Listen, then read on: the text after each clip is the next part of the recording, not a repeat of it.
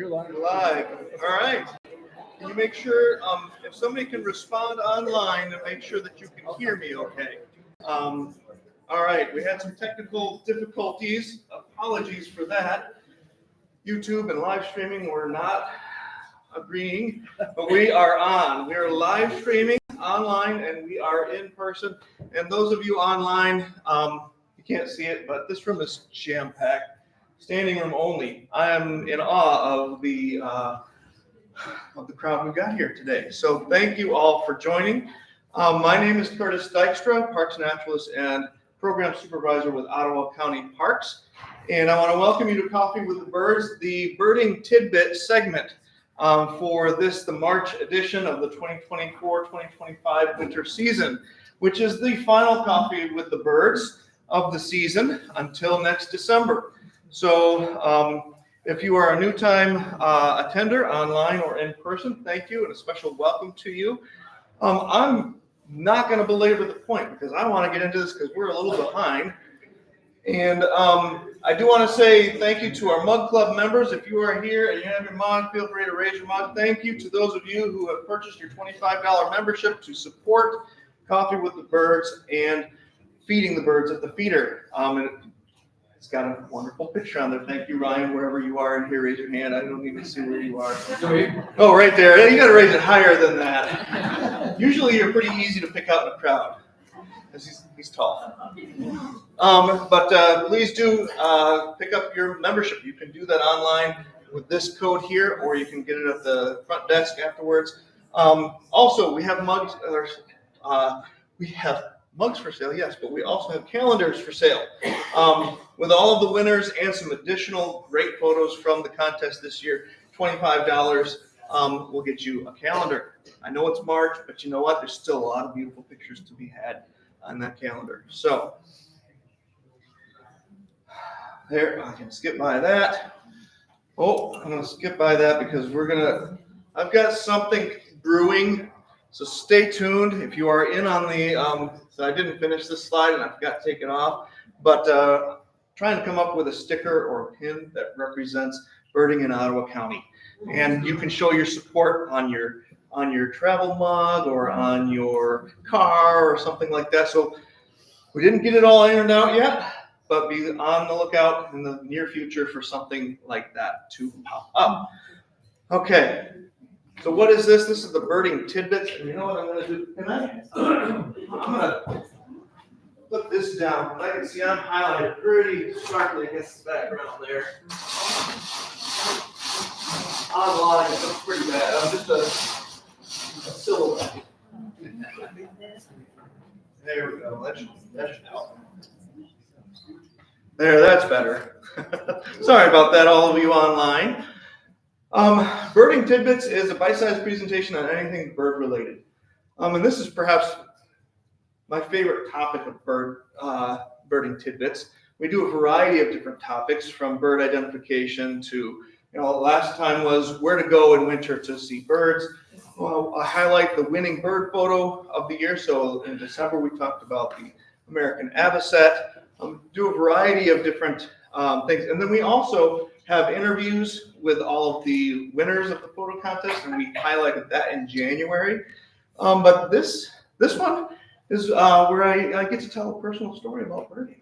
Yay. And I enjoy doing this. I hope you enjoy going along on the trip with me. And this one's a little special too, because it was me going to Slovakia. My first time over the pond in Europe. And today is only going to be a tidbit of that. So I broke it up into 3 parts for the whole presentation. I'm taking one of those parts today because I can't do the whole thing. But if you want to hear the whole thing, I'd love for you to come back on the 27th of March. That's a Thursday evening, 7 to 8:30 p.m. right here in the Nature Center at Hemlock Crossing County Park. For those of you online, I'm not sure. We haven't ironed out whether we're going to be able to live stream it or not, or if we're just going to record it and maybe put it online later. We're trying to work out those details, but stay tuned. So, birding Slovakia, Czechia, Austria, and Hungary. I took a trip in the summer of 2024. So just this past summer, to go to Slovakia. And you're like, why Slovakia? Right here. Why would you choose to go to, why wouldn't you go to France? Why wouldn't you go to Germany, Spain? Well, there's this guy. That's my brother. And he lives in Slovakia. So now you know why I want to go.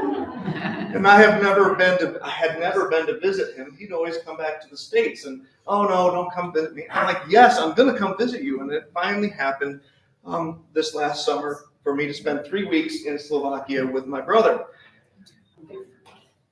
So this is Slovakia right here. And those of you who grew up and are at my age or older know it was Slovakia way long ago. And then it was the Czechoslovakia during the time of the Iron Curtain when it was under Russian control. And there's still a lot of signs of that there. It's really interesting to see of that history. But now it is its own country. It's been that way since, I think, 91 is when that one switched. And my brother lives in Trenčín, right here. I'm going to try to continue to say the word as they say it there, Trenčín, which is northwest Slovakia. Bratislava is the capital down here. Vienna, Austria is right there. So it's close to Vienna. I flew into Vienna, met my brother. And the cool thing about going to visit a family member who's lived there since what, Mom? He told me already. It's 2006. 2006 he's been there. Okay. Is that I get some perks. So he's my personal tour guide, taking me to castles. Like this is the Trenčín Castle in the town that he lives in. This is the town square with the castle looking over it, so you can get a feel for these Central and Eastern European cities and what they look like. Beautiful, beautiful cities. Lots of really neat architecture. If you want to know more about that, come later this month. Can't do all of it, and I can't also show you all the meals I had, but I at least wanted to tell you that he was not only my tour guide, he was my culinary guide. This was perhaps our favorite meal of the entire trip. It's goulash, but it's venison goulash, and it was a taste I can't even describe because it was incredible. It was like a tomato-based soup, but they stewed that thing for so long. All the flavors were mixed. It was wonderful. And these are the potato dumpling kind of things. Wonderful. So he knew where to go. This kofola is what you drink when you're driving. It's the cola. It's the cola of Slovakia. They produce it there. It tastes a bit like Coca-Cola. But when you're not driving, there's plenty of great beers there. So we had fun with that as well. He was also my personal birding guide. He's been living there, and I've been, engaging. He attends Coffee with the Birds. I'm not even sure if he's out there right now. Maybe he's out there. He can comment. I can maybe see. But he was spotting out places to go. And he would say, oh, I saw this black woodpecker in Brezina Forest right here in Trenčín. We went there. Guess what we saw? A black woodpecker. He's like, I'd only seen it like 2 or 3 times before. And I was along with him, and there it was. So we got black woodpecker. He's like, come with me to my garden. And they have garden plots that are, you walk to your garden plot. It's not your backyard. They have these big plots that are all sectioned off as gardens. And he has a garden plot. He's like, yeah, this Eurasian jay comes and visits me in my garden. And it came and visited me in the garden with him. He's like, oh, we got to go to this, I'm going to forget the name of it.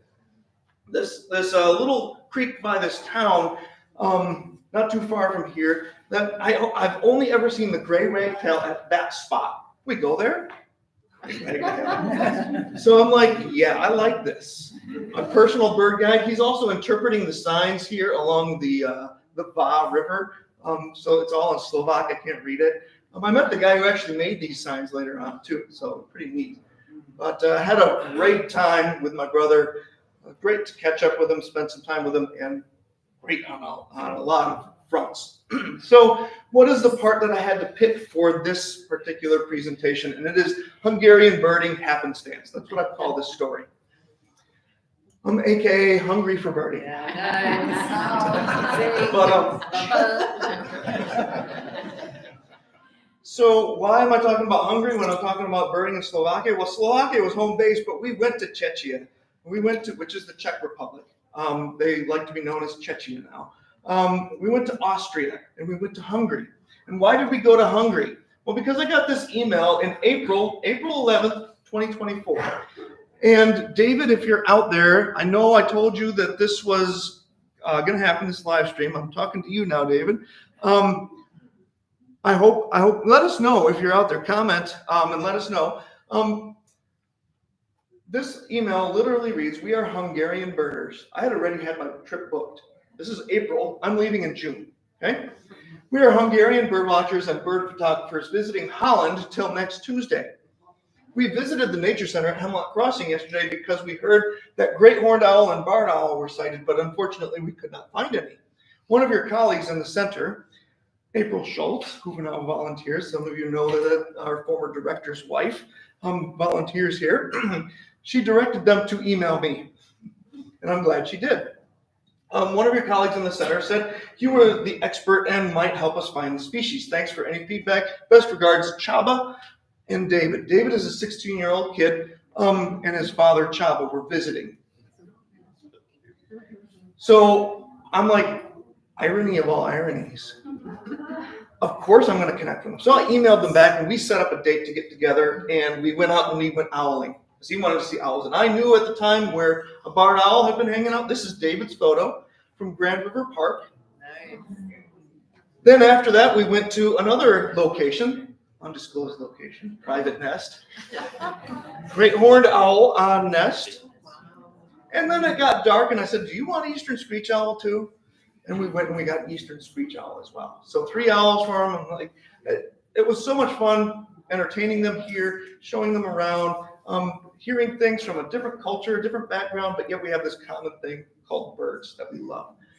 Then, a couple days later, on the 16th, I got invited, a friend of mine, Caleb Putnam, who's over here, to go migration watch on April 16th at Saugatuck Dune State Park. And I was off, so I could do it. And I'm like, David, do you want to go? He's like, yeah. So we went to Saugatuck Dunes. His dad was busy, but David came, and we saw a host of things. He wanted to see broadwing hawks, and we saw a bunch of them migrating over. Huge list of species, 78 species, merlins and kestrels and rough-leg hawks, red-tailed hawks, red shoulders, broadwing hawks, bald eagles, northern harriers, Cooper's hawk, sharp-shinned hawk, osprey, turkey vulture, sandhill cranes, not to mention all of the other passerines and things. Great time. We had a great time. So then, of course, he said, you want to, I told him I was going to Slovakia. He's like, you want to meet us in Hungary? I'm like, I'll have to see. I got to talk to my brother and see what's worked out. What worked out is that my brother lives here. They live here in Debrecen, Hungary. So it's quite a distance. But we wanted to visit the Tatra Mountains, big mountain range here. And he's like, and actually, we also wanted to visit a neat European city. And he's like, this Košice, beautiful city, he said, and it's not well known. So I want to go back there, he said, so why don't we go there, and then we can dip down into Hungary, which we actually met here in between Debrecen and Košice in the Zemplén Mountains of the Tokaj region. Those of you wine connoisseurs maybe have heard of the Tokaj region. Raise your hand if you know the Tokaj region, Tokaj wine. Yeah, a lot of wine there, a lot of wineries. So we did it. We planned it. We, on the way, stopped at the high mountains of the Tatras. These are the Tatras, kind of hidden in the clouds a little bit. They had us walk around the lake like you typically have at a national park, things like that. But the funny thing was, there's a high culture at the high Tatra Mountains. You turn around, and this is literally what you see. From this view, you turn around, and you see these people at the spa. And it was an awkward feeling. I'm like, are they watching me, or are they looking at the mountains? I had to kind of sneak the photo because I felt really weird, but I'm like, this is too cool to get a picture. But this area, the Tatra Mountains, has actually been a very popular spot for Russian oligarchs to come and visit and go skiing. And so there's a lot of money in these places. As you can tell from the sports car lineup, and from the hotels, yeah, lots of money there. We took a ride on the ski lift, not to go skiing, but to go birding. And what is cool about this is that they have this, here's the views from up top. So we didn't have to hike up, we just rode up. We didn't have a ton of time. And the flowers are in bloom, and you get the views of the valley below. This is where we had come from. You can see the lift coming up here. And then they had this really cool lodge up there. And we're like, let's have lunch. They had goulash of a different sort. They had beer. Okay, birds, brews, and goulash. We sat here and watched birds, including water pipit. That bird that I told some of you in the last one that Steve Hamburg, who has 8,000 species in the world, has not seen yet. Ring ouzel. Ring ouzel. Eurasian nutcracker, alpine accenter. Here we are, just standing. I have a beer in one hand, my binoculars in the other. I'm having a good old time. I'll tell you what. And the camera's sitting on the ledge, so I can get these pictures. Now that is birding. So we went on from the high mountains to Kosice, and as you can see from the photo, this is right outside the doorway of our hostel where we stayed. It was kind of an Airbnb rental place. And we pop out, and there's this huge cathedral, beautiful cathedral. I'd never seen anything like it before. The architecture was beautiful. This is the palace, I guess, for the old palace for the monarch of the area. Here's another picture of that cathedral. We did tour the cathedral inside too. Just amazing architecture. And this dates back to, I want to say, 1100s. So I mean, the history there is just mind-blowing. And this is a view from the top, from the tower. So you can go up in the tower here and view. And just look at the mosaic on the roof there. Just incredible. You can see the modern city growing up around, but in the town square, it was the coolest city I've been to in Europe, I must say. Lots of cool food to eat, underground museum with the ruins of the former foundations of the city. You could tour around and you could walk on the city streets, and there would be these glass windows and you could look down and see, and just really neat. And if you think our musical fountain in Grand Haven is cool, they've got a musical fountain there. It's pretty cool. I didn't put a picture in here, but there's pictures on the 27th. Come and see. Cafe dining. Here's more food. I love dining on the sidewalks here. You could just see cafes line the streets. It's like you think of in Paris, but this is not Paris. And there's not a whole lot of Western visitors here either. They're all more regional visitors from Hungary, from Slovakia, Russia, other places around. There were Ukrainians, quite a few Ukrainians, because this town is about an hour and a half from the Ukraine border. On the western side of Kyiv, I think, would be another couple hours from that. But we're getting close to Ukraine. A lot of refugees in the area, so we ran into lots of Ukrainians. In an early morning, because we're going to go birding, beautiful sunrise, and I have to add one more of the cathedral. But an early morning, because we went down to the Tokai region and we met our crew. Now, I didn't realize it was going to be a crew. This is David. Chava couldn't come. He had another engagement, but he owns an environmental consulting firm. And this is one of his employees and a couple of volunteers. And they knew the area, and they knew the birds in particular. They knew the raptors. So he set this all up for us. We went birding hungry? No, we didn't, because he fed us also at the restaurant with some traditional Hungarian food. Just a wonderful experience, not only seeing the birds, but also meeting up with people who love birds in a different region. This guy, Bertalan, didn't really speak any English, so there was some translation going on, but it was so much fun to interact with him. Laszlo and Gabor here joined David and me and my brother for the day. And they knew right where to go right off the bat. One of the birds that I wanted to see, we're going to trade owls for owls. And they knew where to go to see the Eurasian eagle owl. And our first stop had two, sitting up on the rock ledge here. Looking through the scope, they were up here on the rock ledge of this old mine. So, I mean, that was a huge, high on my list bird to see. Really hard to find. The numbers are doing not as good as they should be. So they knew where these birds were. They took me to them. And then we went to a couple other spots. We dipped on one spot, and then we went to a third spot, hiked in, and here it was. And as we walked up, I wasn't ready with my camera, but this adult eagle owl flew across and landed on the hillside over here. So that was not a video, no.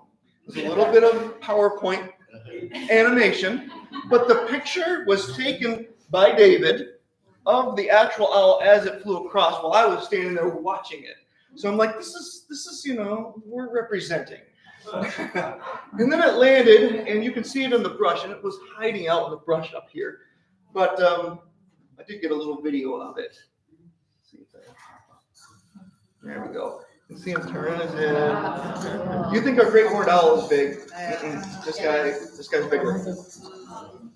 I'm not sure if it's the largest in the world, but it's at least close to it. One of the largest owls in the world.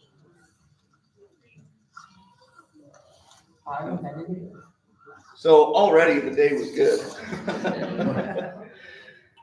And then driving around the little towns in the Tokai region, storks up on top of the telephone poles, and you can see these structures here that are to keep them off of the actual lines. They were built by Bertalan. I believe that he was. I'm not sure if the others were involved in that too, but at least Bertalan was involved in creating those. And there was a town we drove through that literally on one stretch, you could see them all. There were about 4 nests right in a row. So these things are just right in the middle of the town. Incredible.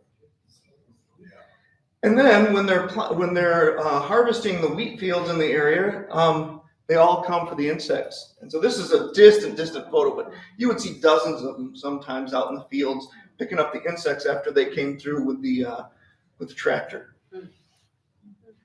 There is my close-up shot of the white stork. Didn't see any of them carrying packages. Little bundles. We did also see the black stork. This is a picture of one. This is a bad picture. This is what it actually looks like. They're a little harder to find. They don't nest in towns. They nest up in the mountains. But we did see them flying by. And then we did a lot of raptor watching because that was kind of their specialty. So the winds and how they mixed with the Zemplin Mountains there was a good spot to see a lot of diversity of raptors, and they were right about that. Here's David using my scope. We're looking at all kinds of things out in the distance here, and they were picking out things like imperial eagle. And this is a lesser spotted eagle, and one of the ways you identify it is because it's not carrying, this is a hamster. Oh. They're wild there. Hamsters are wild. They're actually having trouble too, their population. So this guy's not helping. But they carry their prey with their beak rather than their talons. So that was pretty cool. And there he is turning the other way. We had short-toed snake eagle. No, can't say that one fast. Short-toed snake eagle, which is a pretty highlighted species that they do research on out there. David was talking a lot about being involved in some of the banding operations with these birds and things too. And here is the white-tailed eagle. This is another fish eagle, so like our bald eagle, very similar. But they've got this is an immature bird. It doesn't have quite the bright white tail, but you can see the large tail. It's got the supercilium stripe there. White-tailed eagle. Oh, thank you. I don't want to get in your way. Thank you. Here's another picture of the white-tailed eagle. And they have harriers there too, but they're called Western Marsh Harriers. They're much more colorful than our harriers. Our harriers look pretty cool. The males are gray ghost, we call them. They're all gray. They've got this owlish face. Well, they've got the owlish face and things, but they've got a lot more color. I couldn't ever, there's moving around so much, hard to get a really good photo, but they've got like red and brown and black and white on them. Really kind of cool. And they were very common in those open areas. There. You can see the colors of one of the females here, way distant photo. And we also saw some of the other birds. So pictures of red-backed shrike and lesser gray shrike. That was the only gray shrike of the trip. And then I had seen several of these. These are actually fairly common in Central Europe. But I got the winter photo on that trip. So on the trip down to Hungary. And the only place I had it on the whole trip, because it's just the edge of their range in the Tokai region, is European roller. And they were sitting on the lines while we were raptor watching. You could spot these guys sitting on the lines. And I caught a few good photos. They're a little grainy because I had to crop them out. But I caught one in flight. And you can just see how colorful and vivid they are. Really cool bird. I did not even know that rollers were up into Europe. So I was just so... when he said that you could find European roller in the area there, I was like, oh, sign me up. I want to see that. Got to see purple heron, like a great blue, but purple. Really cool. I had seen some in flight before, but this was the first time I got to see it actually standing in the field. They have spoonbills there too. Eurasian spoonbill. This was the best picture I could get. Of one flying away, of course. We did see them standing, but before I could get my camera up, they flew off as well. Pygmy cormorants, they're little cormorants.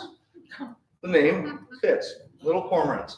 And then gray-lag goose. Now around here, you're like, oh, gray-lag goose, it's just a domestic.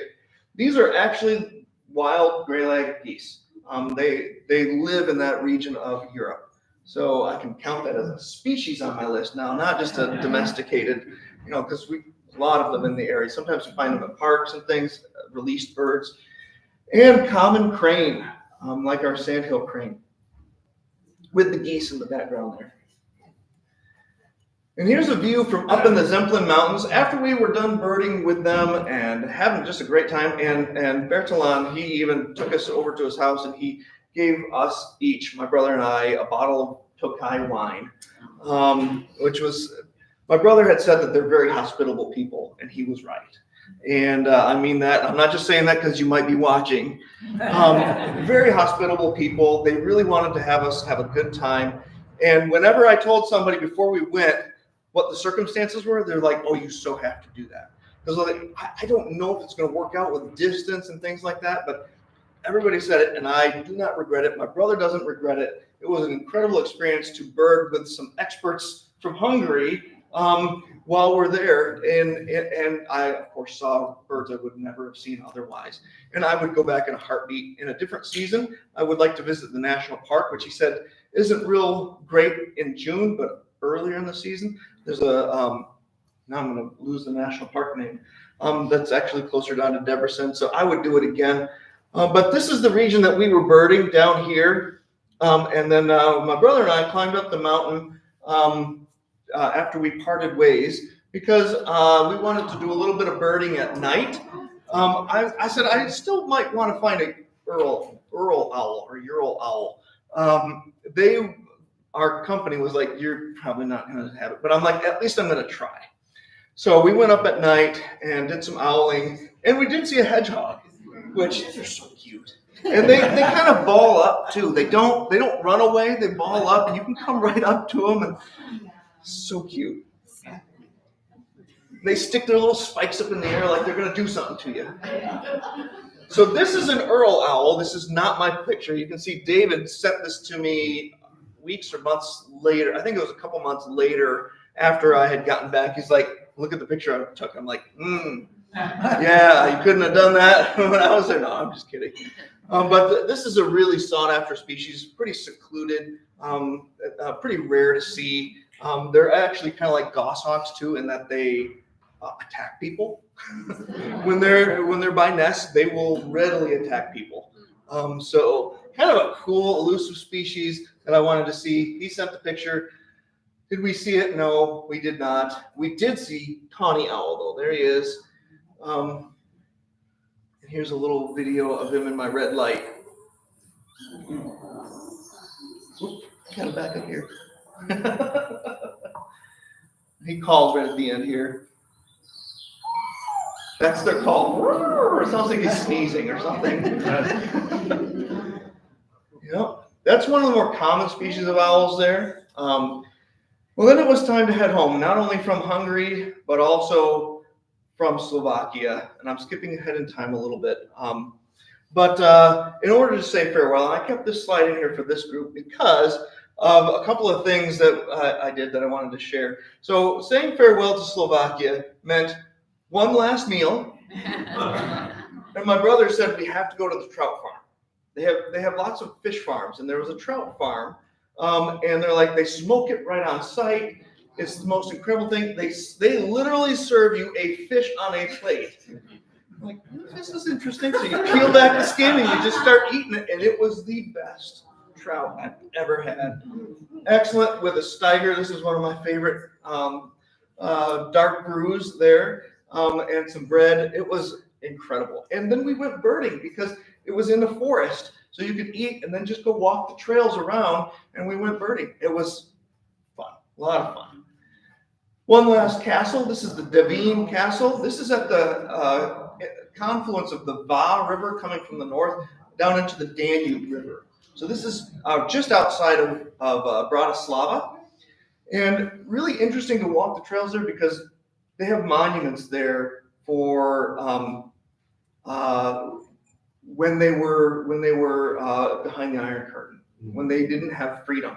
And so there's remnants of barbed wire fence. There was one big heart that was woven of barbed wire fence, a monument to those who had suffered and died under the communist regime. And it just gives you pause. There's places that you can go to in Bratislava. We saw one of them that used to be the Jewish neighborhood and is no longer because it was torn down once all of them were taken away. And it just gives you chills down your spine to think that it made it that much more real, the things that had happened there, and how wonderful it is that this place is now free and democratic.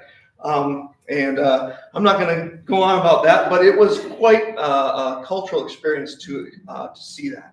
But this was right on that corner of those two rivers, which was during the Cold War, was a fortified location. Not up in the castle, but actually down on the river. And one last bird. Perhaps the most colorful bird of the trip, the bee eater, the Eurasian European bee eater. And what's he doing right here? We'll say bee, it's a wasp, but they eat bees and wasps. Yes, that's the naturalist in me. I have to say it's not a bee, it's a wasp. But these are colonial birds, so they nest in these clay dirt, like a bank swallow does here, in holes. They go in the holes in the banks, and they swoop through the air catching insects like swallows, like huge swallows. Really fun to watch and beautiful birds. And one last toast to remember. My brother said, okay, you got to try Tatra tea. That's the famous drink. We're going to toast to a good time together. So I tried some Tatra tea before we went off to the airport and dropped me off, and I ended up flying home and with an invite to come back. So bring friends, right? What's that? Bring friends. Yeah. Well, we toyed with the idea, hey, maybe we should put together a group trip, go to Slovakia. I'm like, Alan, my brother's name. I didn't even mention my brother's name. My brother's name, Alan. He was like, yeah, that you could probably get some people to come on a trip to Europe sometime. I'm like, we should toy with that idea. If you're interested in something like that, you can talk to me. I'm not promising anything, but that would be kind of fun. So if you want to hear more stories about hoopos and grebes and avocets and beautiful castles, and great reed warblers and things. These are pictures that were not included in the presentation today, but will be included in the presentation on the 27th, 7 till 8:30 p.m. at the Nature Center here at Hemlock Crossing. Would love to have you join to hear the whole story of my trip to Slovakia. There it is on the 27th. All right.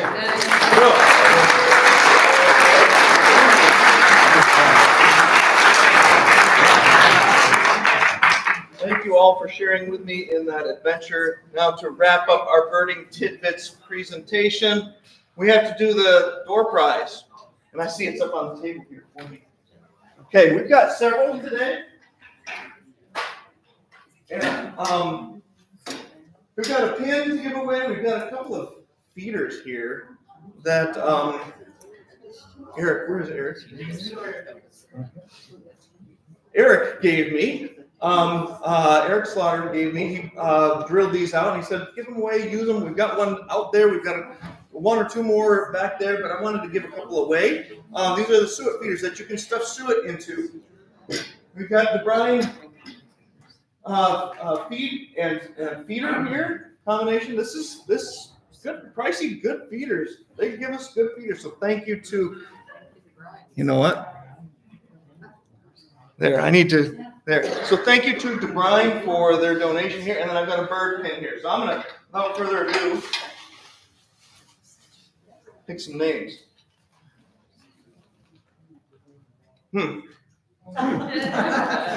Blank. Where's mine? Lucky for Andrew Roblowski. Roblowski? Andrew Roblowski?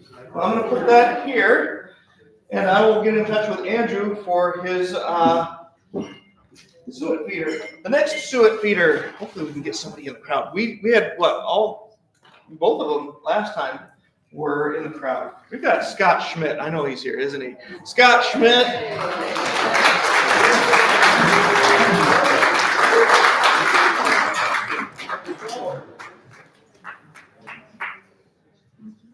These are all Mug Club members who have their names in here. That's how you get your name in here. This is the last door prize drawn. So now for the bird pen. Then we're going to do this as the final one. John Bennett. John is right here.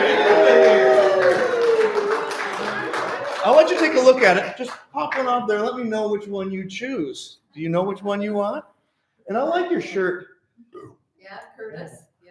Yeah, Curtis, Michigan. It's from Curtis, Michigan. I'm the mayor of that town.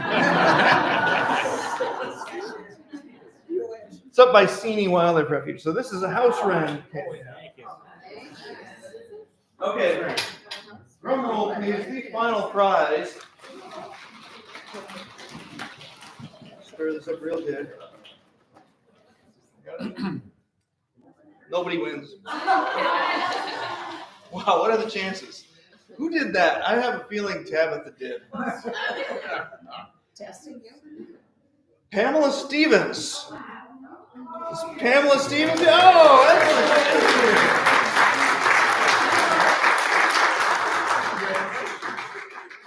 We'll help get this to your vehicle for you, but you want the bird feeder and seed. So if you, picture. Oh, we want a picture? Okay, we can do a picture. You want to take a picture? You might have a picture taken with your prize. Oh, we're looking that way now. You stand on the side over here. Nice. Excellent. You want to grab I'll have somebody help you out with this. Those of you who were a part of the first bird feeder session, thank you for coming. I appreciate your participation. Those of you who are going to join me in the wildlife den for the second session, I'll be in there in just a few minutes. So thank you so much for coming. And I will see you again next year if I do not see you in the wildlife den. So thank you. Thank you, everyone online. I'm going to stop the stream here in a minute. I'm going to check the messages first, and then we're going to stop the stream.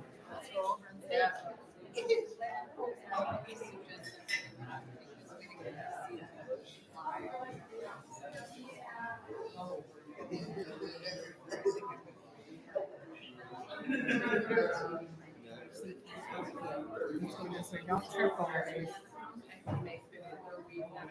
So you're not gonna stay with the second one? Well, the second one was the 30.